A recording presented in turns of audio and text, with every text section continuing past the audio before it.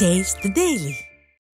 தைப்பூச திருவிழாவையொட்டி முருகனின் அறுபடை வீடுகள் உட்பட தமிழகத்தின் பல்வேறு பகுதிகளில் உள்ள முருகன் கோவில்களில் பக்தர்கள் குவிந்து முருகப்பெருமானை தரிசித்தனர். இதன் ஒரு பகுதியாக முதல் படை வீடான திருப்பரங்குன்றம் அருள்மிகு சுப்பிரமணிய சுவாமி திருக்கோவிலில் பக்தர்கள் குவிந்தனர். சுற்று வட்டார பகுதிகளிலிருந்து பாத யாத்திரையாக வந்த பல்லாயிரக்கணக்கான பக்தர்கள் பக்தி பரவசத்துடன் முருகனை வணங்கினர். தைப்பூச திருவிழாவையொட்டி திருச்செந்தூர் சுப்பிரமணிய சுவாமி கோவிலில் பக்தர்கள் அலைக்கடலென திரண்டு வந்து முருகனை வழிபட்டனர். தமிழகத்தின் பல்வேறு பகுதிகளிலிருந்து குடும்பத்துடன் வருகை தந்த பக்தர்கள் அலகு குத்தியும் காவடி எடுத்து வந்தும் தங்களது நேர்த்திக்கடனை செலுத்தினர்.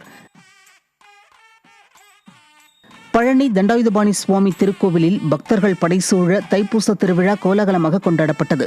விழாவையொட்டி ஏராளமான பக்தர்கள் பாத யாத்திரையாக காவடி எடுத்து வந்த நிலையில் முருகனை தரிசிக்க போதிய ஏற்பாடுகளை அறநிலையத்துறை செய்யாததால் பலர் ஏமாற்றத்துடன் திரும்பிச் சென்றதாக கூறப்படுகிறது.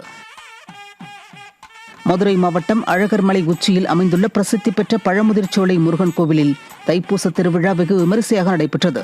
விழாவையொட்டி மேள தாளங்கள் முழங்க படை திரண்டு வந்த பக்தர்கள் அரோகரா பக்தி கோஷம் எழுப்பி முருகனை மனமுருகி வழிபட்டனர்.